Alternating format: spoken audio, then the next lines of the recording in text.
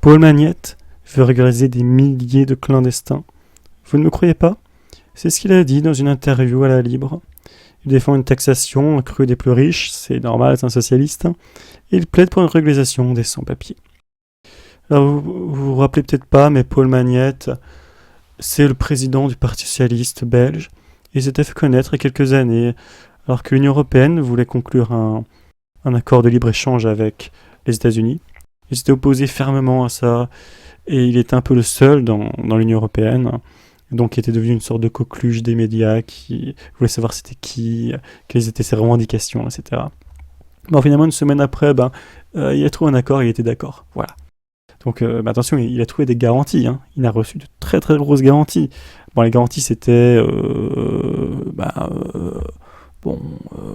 voilà, quoi. Bon, des garanties, quoi. C'était des très belles garanties, je suppose. Alors, il nous dit qu'il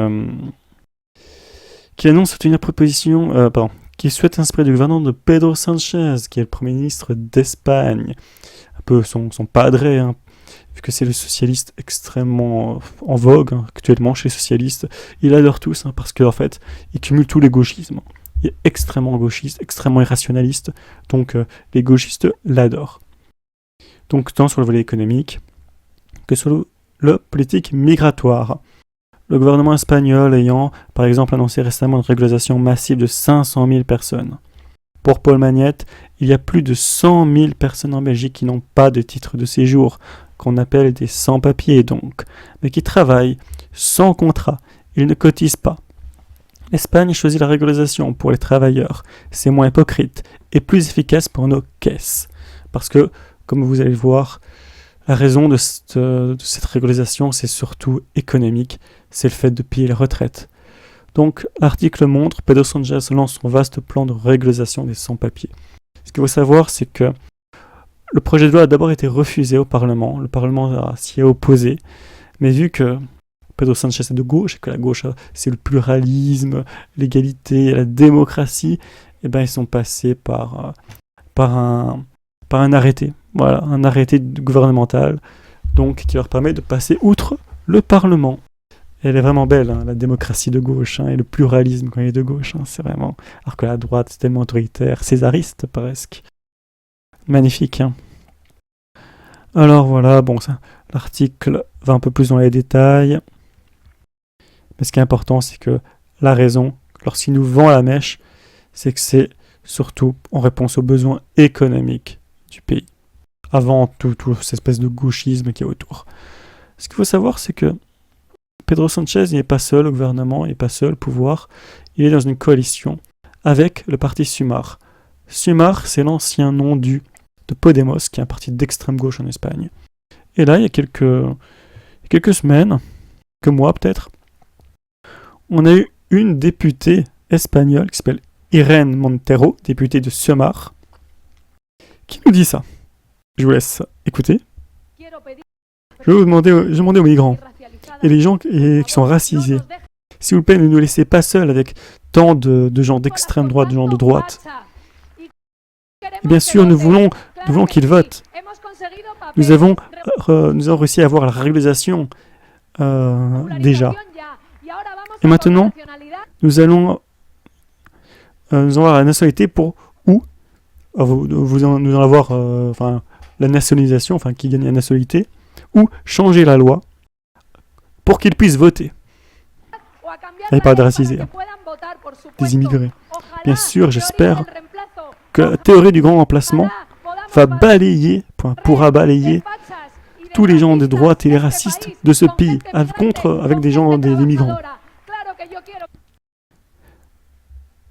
Bien sûr, je veux qu'il y ait un grand remplacement. Le remplacement des gens de droite, le remplacement des racistes, le remplacement des profiteurs, etc. etc. Donc voilà, il n'y a même plus de... il se cache même plus, hein. Il ne se cache même plus. Le peuple historique espagnol et européen doit dégager pour des migrants. C'est ça l'idéologie de la gauche, de cette nouvelle gauche. Et on va voir qu'il y a une sorte de conflit, d'opposition dans la gauche. Et c'est quelque chose d'extrêmement intéressant. Vu que tout le monde à gauche n'est pas d'accord là-dessus, on voit que Frederiksen, donc la première ministre du Danemark, va durcir la politique migratoire et va expulser automatiquement les délinquants étrangers. Ça se passe le 1er mai, aujourd'hui du coup. Il y a une gauche en Europe qui commence à devenir critique envers l'immigration. C'est par exemple le parti d'espèces d'Iraniennes allemandes en Allemagne. Il me semble que le parti socialiste en Suède aussi s'est durci sur ces questions. Ça peut être aussi un petit peu Vorreut en Flandre. Mais en France et en Belgique, le PTB en Belgique et la France insoumise, même le Parti socialiste, écologiste, etc., en France, sont complètement gauchisés et sont pour l'immigration s'en va. Sans limite. En fait, leur calcul il est très simple. Bon, ils voient qu'il y a quelques résultats économiques, parce qu'en effet, faire venir des migrants, ça peut avoir un bénéfice économique sur le court terme, court moyen terme. Ok, ils voient ça, d'accord, ils voient ça. Mais surtout, en fait, ils ont vu la masse électorale que représentent ces immigrés. Ils ont vu que la population blanche était partie vers parti d'extrême droite. Donc, ils jouent à carte du grand remplacement, comme on l'a vu dans cet extrait. Ils ont changé de camp. Ils sont devenus collaborationnistes. Ils sont devenus pour les colons. Voilà. Ils ont pris la défense, ils ont pris la cause des colons, tout simplement. Et ça, c'est pour une partie de la gauche. Alors, il y a quelques-uns qui essaient de résister. Par exemple, François Ruffin a tenu ces derniers temps des positions un peu dures sur l'immigration. Il faut quand même le reconnaître. Les médecins roumains, les médecins tunisiens, ouais, c'est un peu plus loin, je crois. Tous les gens qui sont dans notre pays, qu'ils aient des papiers ou qu'ils n'aient pas de papiers, puissent être accueillis comme il faut. Qu'ils puissent être accueillis comme il faut sur, évidemment, le logement, sur la langue, sur l'école pour leurs enfants. Et aujourd'hui, ce n'est pas le cas. Et sur le travail. Aujourd'hui, c'est complètement désordonné, c'est complètement désorganisé. Donc je dis que je veux l'accueil plein et entier pour les personnes qui se trouvent sur le territoire français. Mais non à une immigration excessive pour le travail. En revanche, je refuse le plan d'importation massive de main-d'œuvre étrangère sur les services que programme par exemple le MEDEF, puisqu'il dit voilà, il nous faut plus de 5 millions de travailleurs étrangers et là-dessus, il y en aura 1,5 million naturellement, il en faut 3,9 millions. Vous dites quoi, François Ruffin? La gauche sur ce point-là a été quoi, trop naïf ces dernières années? Parce que vous comprenez que ça puisse, chez vos amis de... C'est pas de la naïveté, hein. C'est plus de la naïveté. Ça a pu l'être au début, mais maintenant ils savent très bien ce qu'ils font. Ils ont juste changé de camp.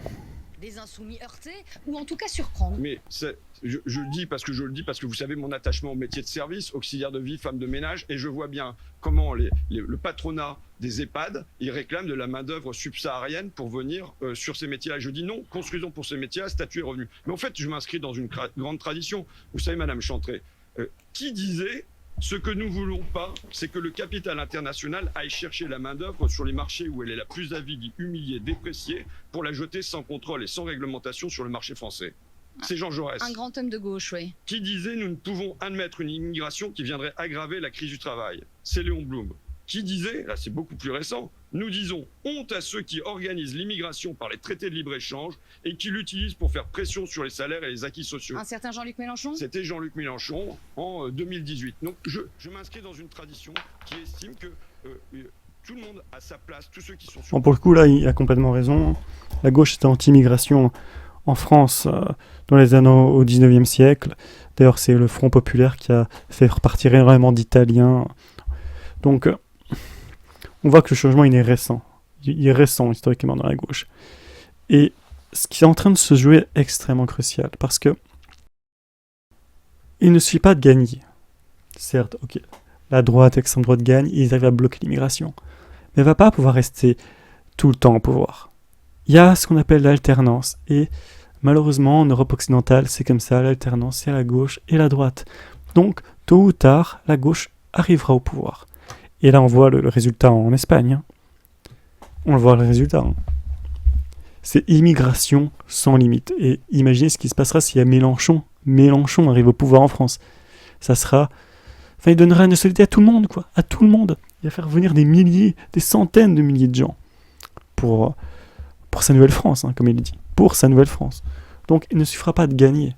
Il faut aussi convaincre des gens à gauche, des partis de gauche, à tenir une position stricte sur l'immigration.